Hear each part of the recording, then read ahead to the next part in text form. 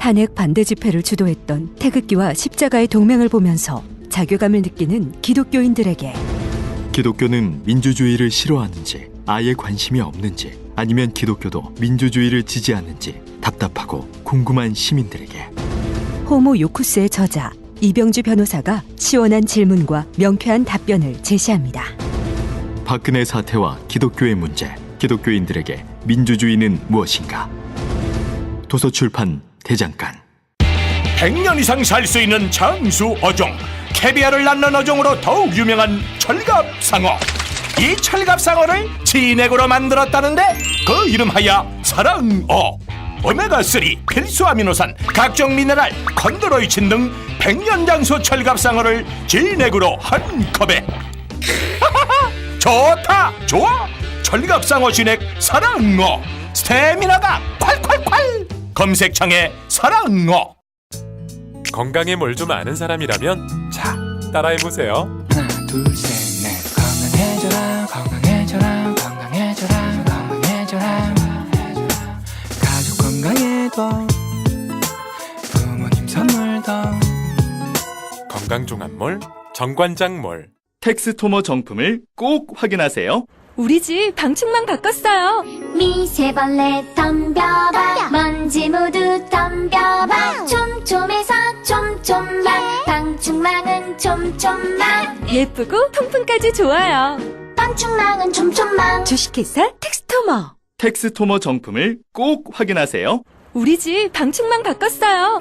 미세벌레 덤벼봐 먼지 모두 덤벼봐 촘촘해서 촘촘만 방충망은 촘촘만 예쁘고 통풍까지 좋아요.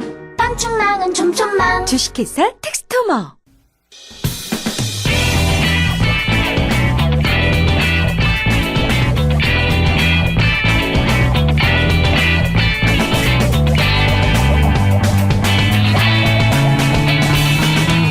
김어준의 뉴스공장.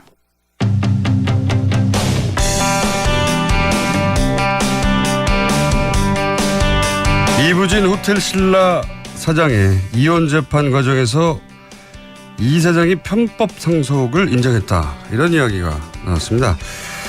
더불어민주당 박영선 의원 연결해 보겠습니다. 안녕하십니까, 의원님. 네, 안녕하세요. 네, 오랜만입니다. 반갑습니다. 네, 네. 오로지 의원님만 주장하는 내용이어서 의원님만 가지고 있는 정보인가 싶어서 지금 다시 연결을 했는데요. 이 내용을 좀 자세히 설명해 주십시오. 편법 상속을 이부진 사장이 사실상 인정하시다. 이게 어떤 내용입니까? 이부진 사장이 이혼 소송 과정에서 재판부에 제출한 보유 재산이 1조 7,046억 원이거든요. 네. 그런데 그 판결에서 보면 재산 분할을 위해서 상대방에게 86억 원만 해라, 이렇게 이제 판결이 났습니다. 네. 너무 차이가 많이 나잖아요. 그렇죠. 예. 그래서 왜 이렇게 차이가 많이 날까 하고 좀 자세히 들여다봤더니 이 이부진 사장이 갖고 있는 1조 7천억 원의 재산이 만약에 결혼한 뒤에 스스로 힘으로 재산을 형성했다고 인정을 하면은 이제 재산 분할 요구에 응해야 하는데요. 네네. 이제 반대로 그건 내가 한 게 아니다.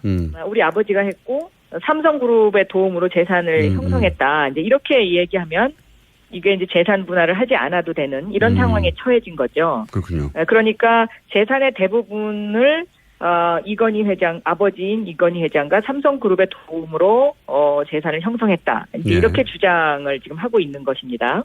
그러면 이 재산 형성 과정이 편법 상속이니까 네. 결국은 편법 상속을 스스로 자인한 셈이 됐다. 이제 이렇게 알겠습니다. 분석이 가능한 것입니다. 그러니까 네. 이제 자신의 노력 없이 자신의 의사와 무관하게 재산이 만들어진 것이고 그것은 편법 증여를 통해서 만들어진 거다. 요약하면. 그렇습니다. 네. 그렇게 말해야지 재산을 안 뺏기니까. 네. 그러니까 자기 재산을 뺏겨야 되는 상황이 오니까 편법 상속을 사실상 인정을 한 것, 이것이 과연 경제정의, 사회정의에 부합하느냐, 이 관점에서 출발을 하는 것입니다. 예.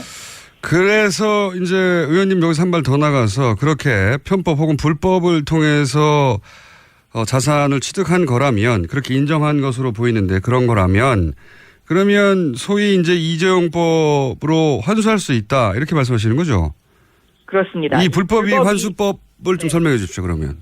이 불법이익 환수법을 이제 이미 제가 제출을 했는데요. 예. 이 법안은 범죄 행위를 통해서 취득을 하거나 아니면 범죄 행위를 통해서 제3자가 취득을 하게 돼서 그 불법 이익이 50억 원 이상이 넘게 되면 국가가 민사적 절차를 통해서 국고로 환수할 수 있도록 하는 법입니다.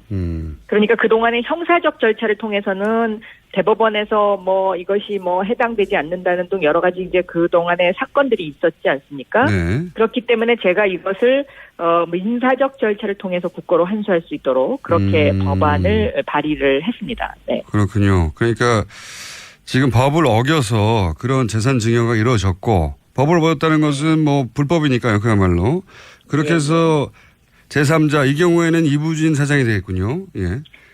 그렇습니다. 그러니까 네. 예를 들면요. 1996년도에 예. 이부진 사장이 이건희 회장으로부터 증여받은 자금이 약 16억 원이 됩니다. 네. 그런데 이 16억 원이 지금 약 1조 5천억 원이 됐거든요. 그렇죠. 20년 만에. 네. 근데 이 20년 만에 1조 5천억 원이 되는 그 과정 속에는 에버랜드 전환사채 저가 배정한 것 자체가 이게 지금 이제 편법이고 불법이지 않습니까? 네, 그건 유죄 판결 받았죠 이미. 예. 네네. 여기에다가 삼성물산 합병, 다시 예. 말하면 최순실 국정농단 사건 지금 최근에 그 뭐 청와대에서 문건도 네네. 나오고 했는데 이 삼성물산 합병과 관련해서 삼성 에버랜드 주식과 제일모직 주식의 이런 어떤 그 주식 액면 분할을 과정을 통해서 이게 이제 더 재산이 늘어나게 되는 이런 상황이라서요. 그렇군요. 이 과정 자체가 편법과 불법으로 불거진 그러한 재산인 거죠. 그래서 최근에 뭐 안민석 의원이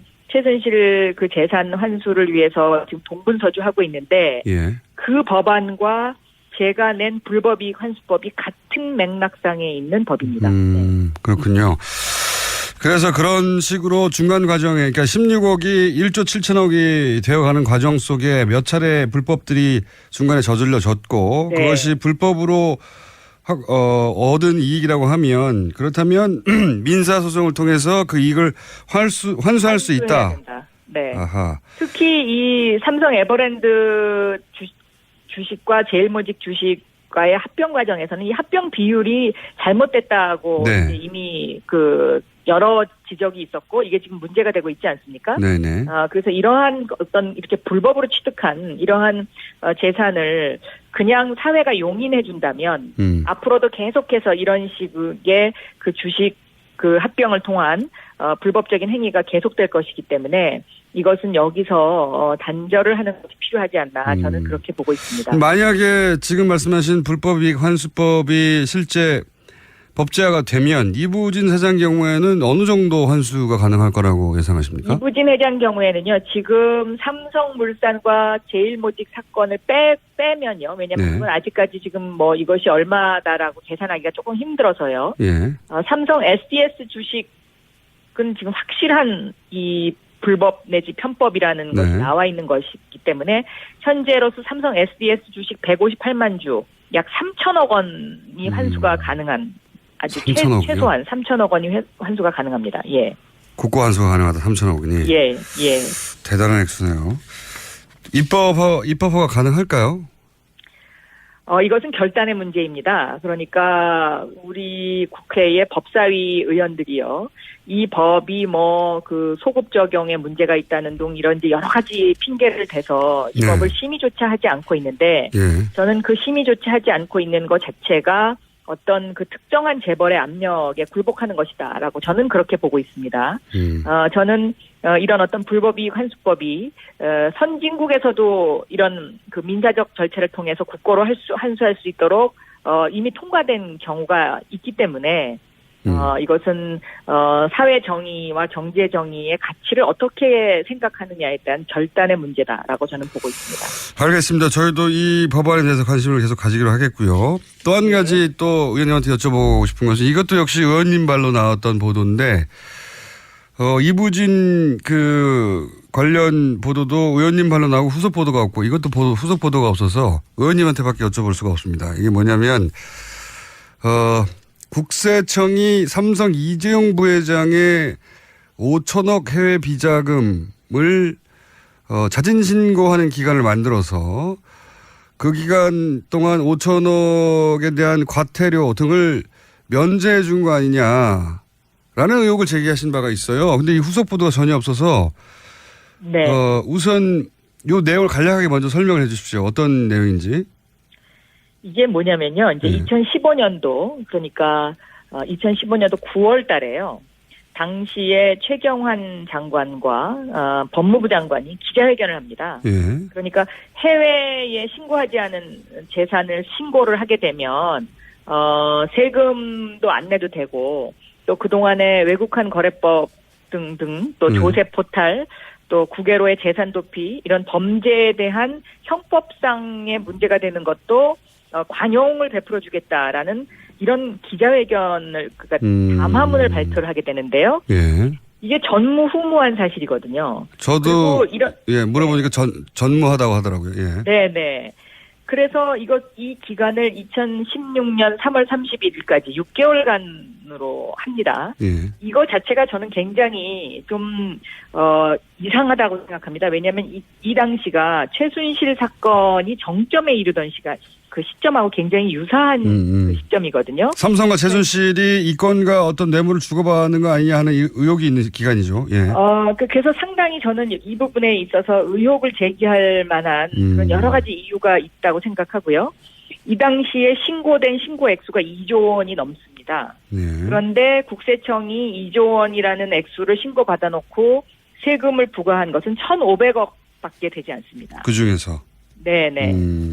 그래서 이 부분은 앞으로도 국회에서 좀 집중적으로 이 부분을 좀 더 세밀하게 다뤄야 되지 않겠나 저는 그렇게 생각하고 있습니다. 저도 관심이 많은데요. 그러니까 요약하면은 지금 이제 그 삼성 이재용 부회장의 재판도 결국은 삼성과 최순실 혹은 박근혜 대통령까지 포함하여 네. 이권을 주고받고 뇌물을 주고받은 거 아니냐 이런 정황에 대한 재판 아니겠습니까?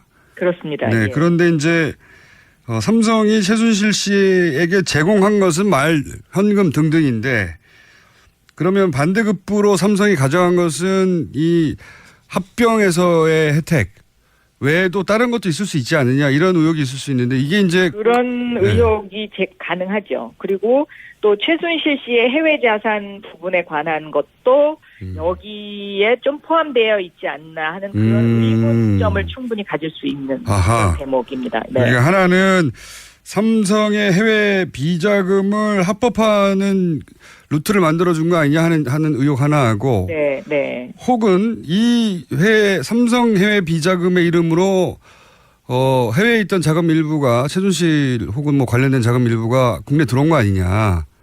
네, 이런 의혹 두 가지가 가능하다는 그런 거죠. 의혹을 제기할 수 있는 부분입니다. 왜냐하면 이것이 국회에서 논의조차 되지 않았고요. 갑자기 담화를 발표를 하고 그리고 이 담화가 그렇게 기사화되지도 않았습니다. 그렇죠. 예. 네. 당시 2조 가량 이런 식으로 해서 면책됐다고 하는데 의원님 이 중에 삼성 이재용 부회장의 5천억 해외 비자금이 포함됐다고 하는 이제 어떤 정보 첩보를 받으신 거죠, 의원님은? 네, 누군가가 저한테 그런 정보를 줬습니다. 예. 예. 그런데 이제 후속 보도가 없는 것은 이 사실관계를 국세청이 인정하지 않거나 혹은 뭐 묵묵부답이라는 얘기인가요? 어떻게 됐습니까? 그 이후로? 묵묵부답인 상태입니다. 네. 묵묵부답이다. 아니다라고 말하지도 않고 NC 엔딩인가요? 긍정하지도 네, 않고. 그렇습니다. 네, 네. 지금 정권이 바뀌었는데, 예. 청와대의 지시로 밝힐 수 있는 사항은 아닙니까? 예. 궁금하네요. 왜 아직. 저도 그게 궁금합니다. 네.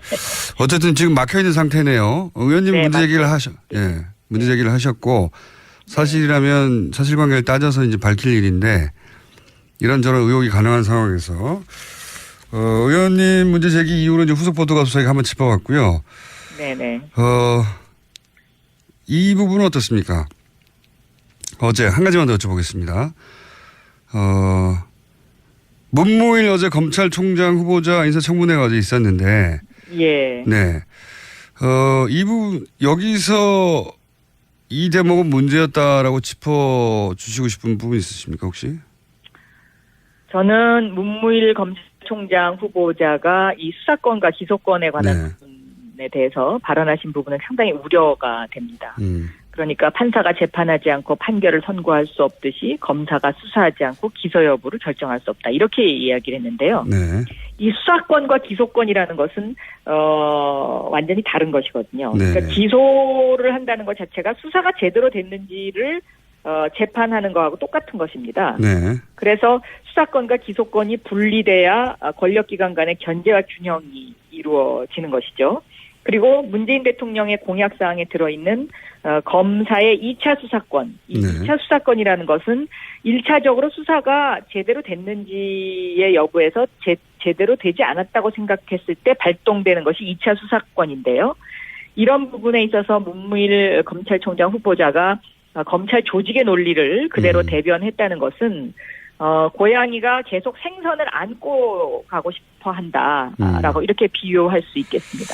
알겠습니다. 검경 수사권 분리에 대한 검찰총장의 소극적 입장은 문제다 이렇게 지적하시는 거죠? 그렇습니다. 네. 알겠습니다. 지금 그 문제 제기하신 이부진 호텔신라 사장의 불법 이익환수법 적용 가능성 그리고 이재용 부회장의 5천억 해외 비자금 건은 의원님만 제기하신 문제이기 때문에 저희가 계속 의원님한테 여쭤보겠습니다.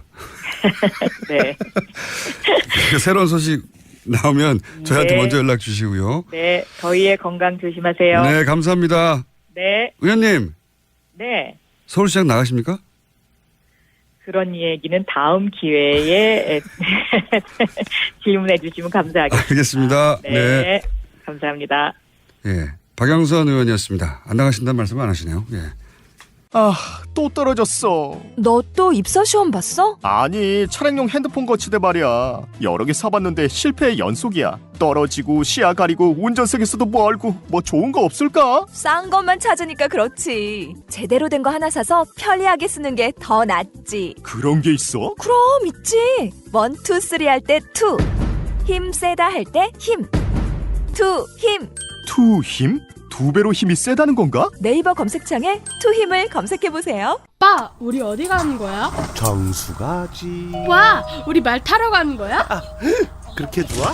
고민하지 말고 장수로 오세요. 온 가족이 즐기는 승마 체험과 국내 최대 규모의 말역사 체험관 등 장수에는 정말 볼 것, 누릴 것들이 넘쳐난답니다. 말의 심장 소리를 직접 느껴보는 장수에서의 하룬 여행. 장수는 항상 가까이 있습니다. 주말 여행은 장수로. 승마 체험 예약은 063-350-5486.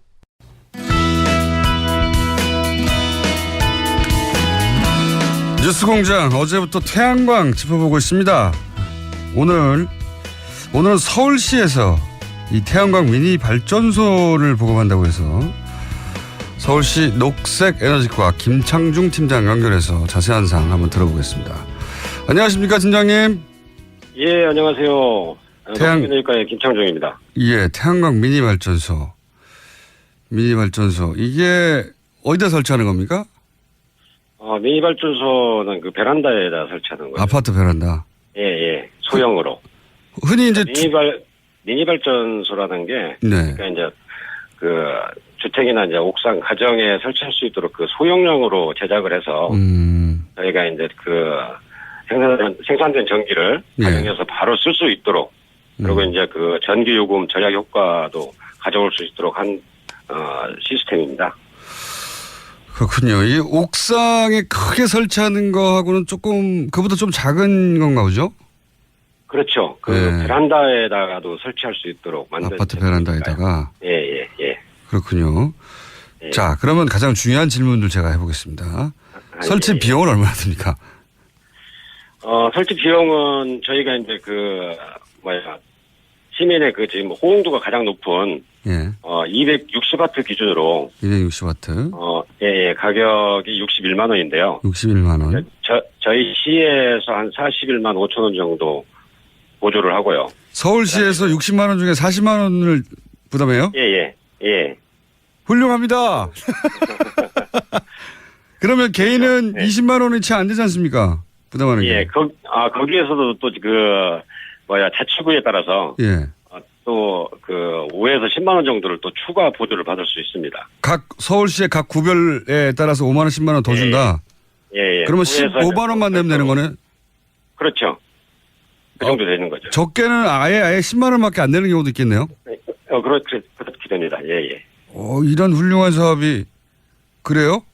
예. 그래서 이제 작년도에는 자치구가 한 13개 자치구가 보조금을 편성해서 참여를 했고요. 예. 올해는 이제 한 22개 구청이 추가 보조금을 편성해서 지금 참여를 하고 있습니다. 올해? 예. 올해 지금 현재 아직 7월 말 통계는 안 잡혔을 텐데 6월 말까지 베란다형으로 얼마나 많은 가구가 참여했습니까? 6월 말까지 저희가 한 9,900가구 정도.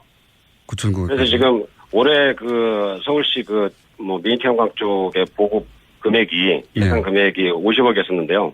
이게 이제 정부 지원금까지 합친 금액입니다. 그래서 이제 50억이었는데 벌써 거의 다 소진했네요.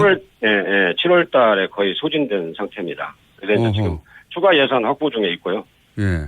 그러면 지금은 신청해도 안 될 수도 있는 거 아닙니까? 추가 예산이 확보 안 되면. 추가 예산은 확보되는 건 확실시 되고 있고요. 이제 그 재개 시점이 이제 언제쯤 이루어지느냐, 그거는 이제 아직 미정입니다. 그러면 이제 베란다 설치한다고 하는데, 베란다 난간 안쪽에 설치하는 겁니까? 바깥쪽에 하는 겁니까? 바깥쪽에 하는 거겠죠? 설마? 바깥쪽에 설치한 거죠. 예, 그렇군요. 예, 안쪽에 설치하는 게 아니고. 이사 갈 때는 어떡합니까?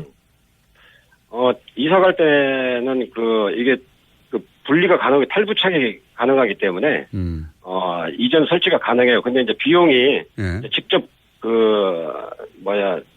시민이 직접 탈부착을 할지 못하는 경우, 그럴 경우는 전문가한테 한 10만 원 정도 들여서 이제 이전을 해야 됩니다. 에어컨 이전하고 비슷하네요.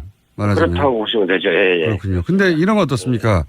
남양도 아니고 예를 들어 장마철이고 이러면은 생산량이 나옵니까? 전기 생산량이? 그러니까 이제 정남향이 아니더라도 이렇게 동양이나 서양일 경우에는 한 효율 측면에서 한 20-30%가 차이가 나요. 차이가 나는데 이제 이 부분은 고객한테 설명을 하고 시민한테 설명을 하고 이제 설치 여부는 이제 시민이 판단해서 설치하도록 그렇게 이제 하고 있습니다. 약간 차이가 나지 전혀 생산이 안 되는 건 아닙니다. 그렇군요. 하긴 햇빛이 아예 안 나는 경우는 없으니까요. 예. 그렇죠. 이건 어떻습니까? 이제 하다가 이게 이제 나는 이 정도 전기 생산량이면 큰 도움도 안 되고 해서 걷어버리겠다. 다른 사람한테 팔겠다. 이게 가능합니까? 그거는 이제 저희가 이제 5년을 기준으로 하고 있는데요. 이제 5년 이내에 철거를 하게 되면은 저희가 이제 보조금을 환수할 수도 있고 사용 기간에 따라서. 근데 이제 판매 양도 이전은 가능합니다. 근데 이제 그렇게 했을 경우에는 구청에 이제 변경 신고를 신고를 해주시면은, 하고. 그렇게 신고를 해주시면은 가능합니다. 아파트만 됩니까? 그렇죠, 아파트죠. 제 말은 다세대 주택이라든가 다세대의 베란다에 설치도 가능합니다. 베란다가 있기만 하면 되는 거죠, 이게. 그렇죠, 예. 그러니까 이제 베란다형만 있는 게 아니고 콘솔형으로 해서 또 이렇게 옥상 위에다가 그냥 올려놓고 발전을 할 수 있는 그런 발전 모듈도 있습니다, 별도로. 용량이 여러 가지입니까? 용량이 이제 저희가 이제 보고업체를 7개 업체를 선정을 했는데요. 승인받은 제품 이런 걸로 선정을 해서 각 회사별로 용량하고 발전 용량하고 그다음에 모듈의 규격 이런 것들이 좀 다양하게 있습니다. 가장 큰 건 얼마나 됩니까? 큰 거는 모듈 크기가 가장 큰 거는 한 가로 1700에 세로 한 1m 정도. 그게 발전하는 용량은 얼마나 됩니까? 그거가 한 300와트 정도. 300와트. 300와트 정도면 어느 정도 예를 들어서 여름에 에어컨 정도를 커버할 수 있습니까? 에어컨 정도는 안 되고요. 에어컨까지는 안 되고. 저희가 이제 양문형 냉장고를 1년 동안 가동할 수 있는 용량. 아. 그러니까 이제 그 냉장고 같은 경우는 뭐 계속 가동하는 게 아니지 않습니까? 냉장고는 24시간 돌아가서 에어컨은 24시간 안 되지만, 예. 그러니까 이제 전기는 흐르는데 전기는 네. 계속 꽂았는데 예, 예. 가동이 계속되는 건 아니니까요. 냉장고 같은 그렇죠. 경우. 돌았다가 멈췄다가 돌았다가 멈췄다가 하죠. 예. 예, 그렇게 하다 보니까 그거 한 대 정도 돌릴 수 있는 용량이라고. 판넬 하나면 냉장고 큰 거 하나는 커버한다. 예. 그렇군요. 10만 원 정도 내면 그게 가능하다. 그렇죠. 자, 이 미니 발전소를 신청하려면 어떻게 됩니까? 신청 방법이요? 예. 저희가 이제 지금은 언론에 많이 이제 홍보가 돼가지고 예. 시민들이 많이 알고 있습니다만은 저희 서울시 홈페이지에 햇빛 지도라는 홈페이지가 있어요. 예. 거기에 이제 햇빛 지도. 네, 햇빛 지도. 햇빛 지도로 검색을 하시면은 솔라맵.서울.go.kr로 들어가실 수 있습니다. 햇빛 지도. 그래가지고, 예. 거기에 이제 업체 연락처하고, 그 다음에 제품의 규격들, 이런 것들이 이제 상세하게 나와 있습니다. 접수 방법도 있고요. 예, 접수 방법도 있고요. 지금은 근데 예산을 다 소진하셨다니까 일단 대기만 되겠네요? 저희 녹색에너지과로 연락을 주셔도 자세하게 또 안내를 하고 있고요. 녹색에너지과. 예. 이건 어떻습니까? 제가 한 가지만 더 여쭤볼게요. 예. 이제 아파트만 있는 건 아니니까요. 단독주택으로 좀 큰 규모로 하고 싶다. 이 사업은 지금 서울시에서는 안 하고 있습니까? 그분도 지금 하고 있죠. 저희가 이제 서울시에서 이제 미니 태양광 외로도 일반 건물에도 지원을 하고 있고요. 예. 이제 한국에너지관리공단에서 추진하고 있는 태양광 대여 사업과 연계해서 공동주택, 공동전기료 절감하는 부분도 지원을 하고요. 공동주택. 좀 큰 규모로 하겠군요. 공동주택이니까. 예. 그래서 이제, 그러고 이제 소규모 태양광 발전 사업을 하시고자 하시는 분들한테 저리로 발전 사업 금액도 좀 융자를 해드리고, 그 다음에 이제 지금 서울시 같은 경우는, 발전 사업자들에게 발전, 양에 대해서 별도로 정부에서 한전에서 그러니까 전력을 판매하는 금액 외에 별도 보조금을 지급을 하고 있습니다. 또. 그렇군요. 그러니까 아예 이 태양광 발전 사업을 하고 싶은 조그만 땅에 있는 분들 그렇죠. 일조량 좋은 곳에서 그 땅을 있고 이제 옥상도 있고 옥상도 가능하고요. 예. 그런 경우에는 융자도 해주고 보조금도 있다. 예. 그리고 공동주택용도 있고 일반 건물도 지원이 가능하다. 예. 이 모든 거는 서울 햇빛 지도에서 확인 가능하다. 내용들이. 그렇죠. 예. 상세하게 나와 있습니다. 한 가지만 마지막으로 질문이 들어와서 문자로 여쭤볼게요. 아파트에서 미관상 자체적으로 설치 불가라고 하는 아파트들이 있나 봅니다. 관리사무소나 이런 곳에서 그런 경우 있나 보죠. 그렇게 문자가 왔는데 이럴 때는 어떻게 합니까? 그럴 경우에는 어차피 이제 그게 공동주택 관리 규정상에 이제 그런 부분이 있거든요. 네. 그래서 이제 입주자 대표위에서 이제 어느 아파트 같은 경우는 입주자 대표위에서 전체적으로 미관과 무슨 아파트 값이나 이런 거를 감안해서 여튼간 설치를 못하게 하는 경우가 있어요.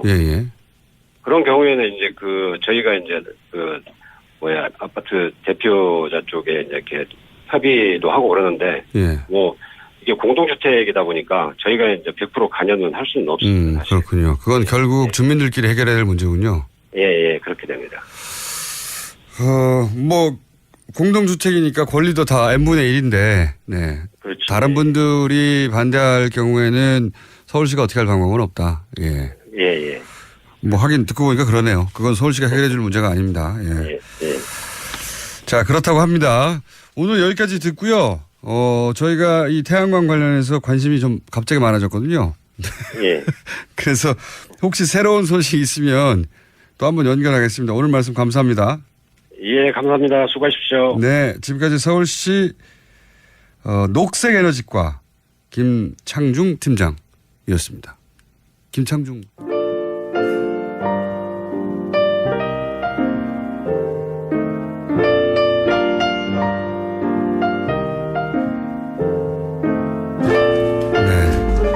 갑자기 윤창중 생각이 나서.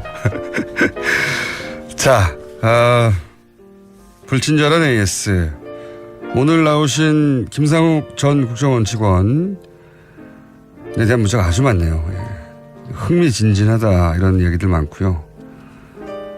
그렇죠. 이 뒷이야기는 언제나 흥미진진한데 더군다나 국정원이 관련된 이야기니까. 그리고 이런 분들이 불이익을 받는 현실이 너무 가슴 아픕니다. 네, 이런 문제도 굉장히 많았습니다. 자, 저희가 김상욱 씨와 고정 코너를 한번 만들어 볼까 머리를 맞대려고 하는데 가버리셨어요. 머리를 맞대려고 하는 순간 가버리셨는데 다시 모셔가지고 어떻게 하면 코너를 기획을 한번 해보겠습니다.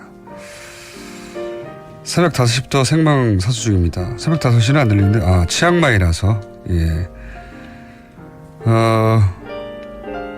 문재인 대통령 당선 이후에 시사 프로 안 듣게 될 거라고 예상을 했었는데 여전히 하루도 빠짐없이 듣고 있습니다. 중독성이 너무 강해서요. 예. 그렇습니다. 저는 중독성이 강합니다.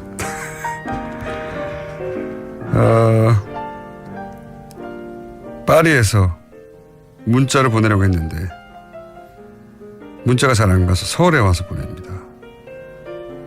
어제는 자녀들과 TBS 건물 구경을 하러 갔어요. 9살 난 딸이 김어준 아저씨 어떻게 생겼는지 보고 싶다고 해가지고. 네.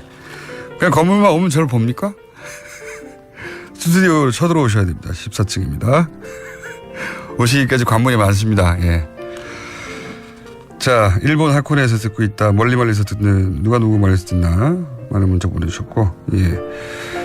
그리고 이제 상큼하다는 단어가 김어준 씨와 어울리지 않고 김어준 씨에게 쓰자고 만들어진 단어가 아닙니다. 이런 상큼하다는 무슨 방송 중간에 멘트가 있나 보죠? 예. 인정합니다. 예. 상큼하지 않습니다, 저는. 하지만 그 밑에 한 줄 더 보냈네요. 매혹적인 건 인정합니다. 예. 그것도 인정합니다. 예. 여기까지 하겠습니다.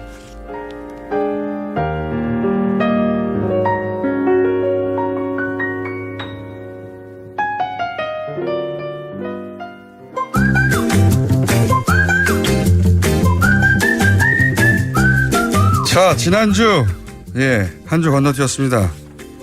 정태인 소장님 나오셨습니다. 네, 안녕하세요. 칼 폴라라니 사회경제연구소. 한 주 건너뛰었더니 일주일에 10명 지속되던 추세가 떨어졌죠. 떨어졌습니다.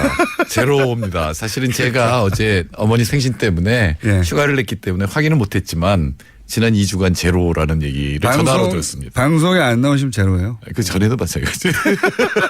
방송에 나와서 겨우 10명 단위로 올라가려고 그랬는데 다시 또 지난주에 안 나오시는 바람에 다시 제로. 이번에 나왔으니까. 네.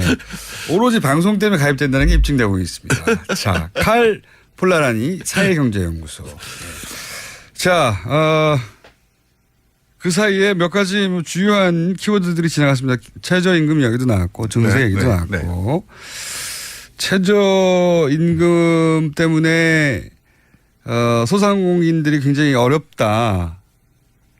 라고. 근데 이제 이 소상공인들의 모임이라고 하는 곳에서 나온 발언들을 보니까 이분들이 정말 소상공인들이 맞는지 하는 정치적 발언도 많아요, 보니까. 소상공인 연합이 여러 군데가 있는데 그런 단체가 또 어떤 군데에서는 사실 갑이 문제지 무슨 학생들 아르바이트가 문제냐 이런 성명을 그러니까 오히려 이제 건물에 들어가서 사실 건물 이제 임대료 혹은 그거를 안정적으로 이제 이 장소를 확보하지 못하고 건물주가 나가려면 나가야 되는 이런 게 훨씬 더 리스크지 뭐. 상인의 경우는 임대료 굉장히 크고 그다음에 프랜차이즈들 있잖아요. 그런 데서는 중간에서 떼어먹는 게 크고. 그러니까요. 또 중소기업도 하청에서는 하청 단가가 훨씬 더 큰 문제가 되겠죠. 그런데 이제 아르바이트생들이 몇천 원 올랐다고 해서 위충위충 한다는 게 너무 과장 아니냐라는 얘기도 있고요. 사실은 아르바이트를 많이 쓰는 곳은 힘들 수 있어요. 왜냐하면 그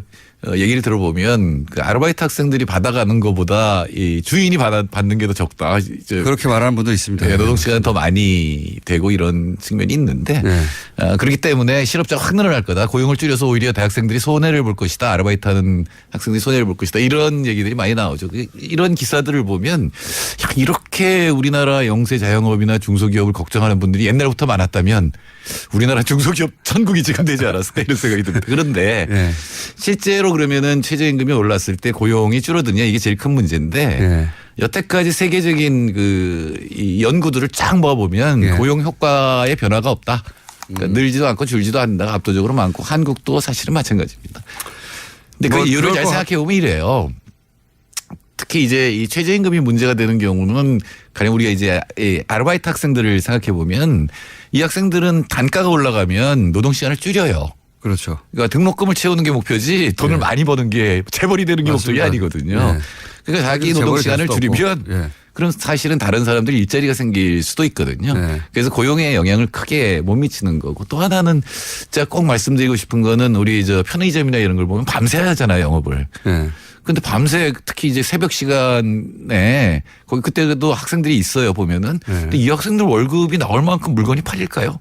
안 팔리겠죠. 예, 거기다가 전기세. 그 완전히 비경제적인 일인데. 그 기간 동안은. 근데 이분들이 바보가 아닌 이상 이런 일을 할 리가 없잖아요. 근데 이건 위에서 시킨 거죠.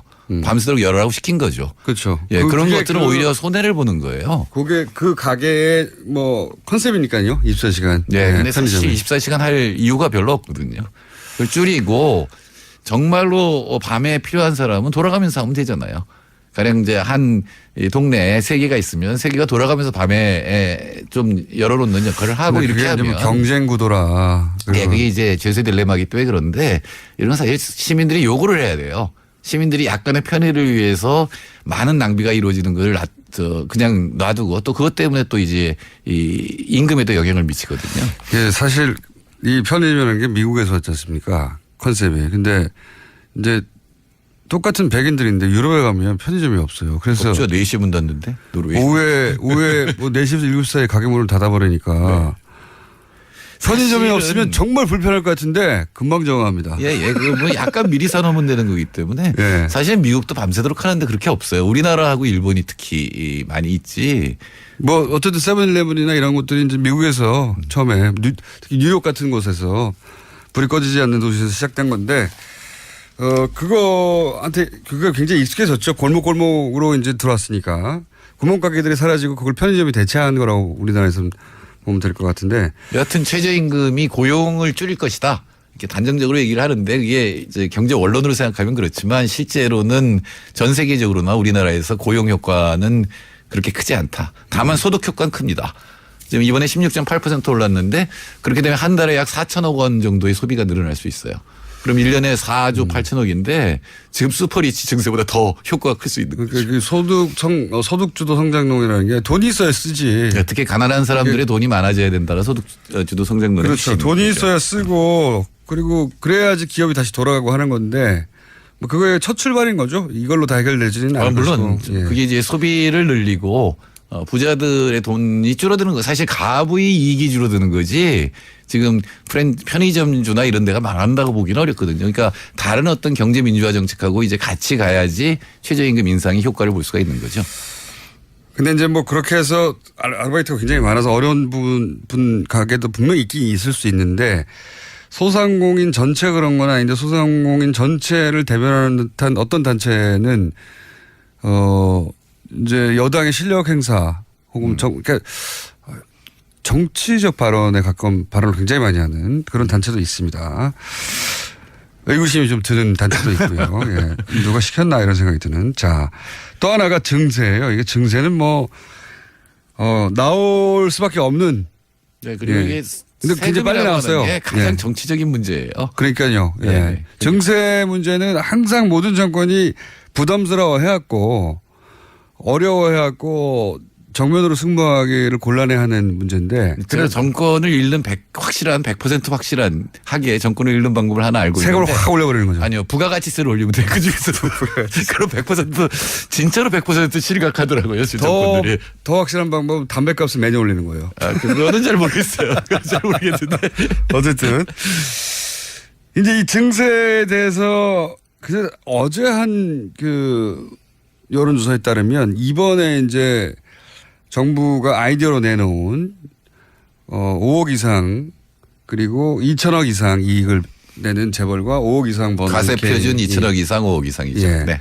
법인세와 소득세에 관해서 그 세율을 올리는 거죠. 그 경우에는 찬성하는 비율이 85%가 나와요. 85%죠. 그리고 저기 자유한국당 지지자들 중에서도 67%. 그러니까요.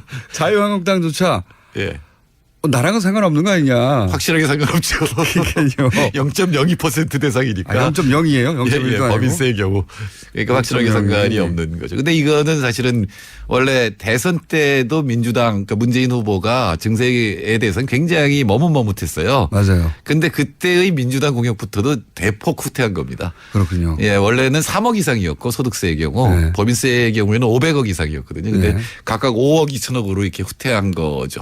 이게 핀셋이라고 그랬는데 인수위원회에 해당하는 데서는 거기 상당히 강경한 핀셋이 아니고 거의 바늘 그냥 그 정도 수준으로 강경한 경제학자들이 많이 있었는데도 증세액이 빠져버렸거든요. 아예. 근데 그리고 나서 이제 이 추미애 대표가 한마디를 했고 이게 이제 공론화되고 있는 거 보니까 그럼 당청이 이제 이 소위 말해서 이제 추경 국면이 지나면 그다음에 증세다라고 생각하고 있었던 것 같고요. 그래서 증세가 단계별로 하는 것 같아요.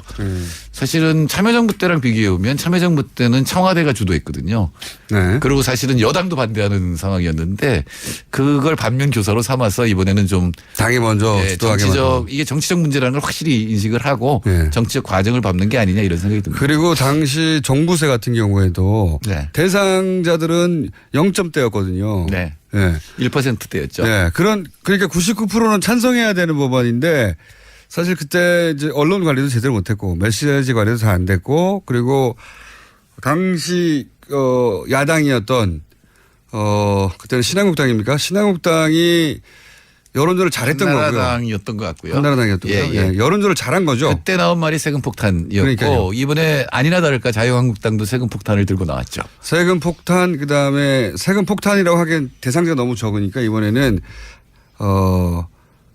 뭐였더라? 타겟 증세? 타겟 증세. 표적 과세. 표적 증세. 표적 과세. 표적으로 해가지고 한다는 거죠. 원래 과세는 표적을 잡아서 하는 겁니다. 네, 그래서 이제 뭐. 표적이란 말에는 뭔가 복수의 느낌이 좀 들어가서 니들이 당하고 있는 거야 이런 뉘앙스를 만들려고 했던 것 같아요. 예. 그래서 이번에 민주당에서는 명예과세라는 말을 들고 나왔는데 명예과세. 세금에다 이름을 어떻게 붙이느냐는 굉장히 중요해요. 굉장히 중요하죠. 옛날에 상속세를 올리니까 미국에서 그걸 사망세라고 반대하는 당이 들고 나왔어요. 이거 굉장히 효과가 컸거든요. 죽은 사람한테 세금 때리냐 뭐 이런 이미지를 주니까. 프레임이죠 그게 다.